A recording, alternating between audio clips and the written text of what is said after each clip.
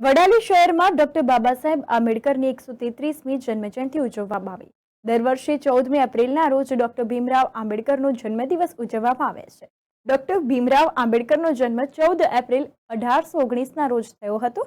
બી.આર. આંબેડકર તેમના પરિવારના 14મા અને સૌથી નાના સંતાન હતા। ડોક્ટર આંબેડકર બંધારણ સભાની ડ્રાફ્ટિંગ કમિટીના અધ્યક્ષ હતા અને તેમને ભારતીય બંધારણના પિતા કહેવામાં આવે છે। ડોક્ટર આંબેડકરનું શરૂઆતનું જીવન ખૂબ સંઘર્ષોથી ભરેલું હતું।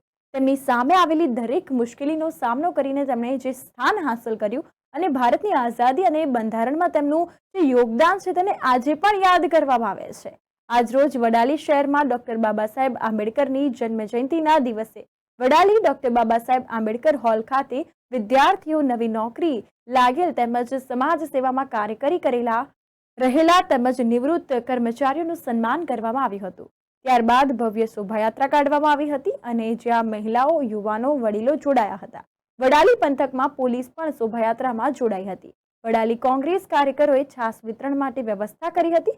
શોભાયાત્રા શાંતિપૂર્ણ માહોલમાં પૂર્ણ કરવામાં આવી હતી।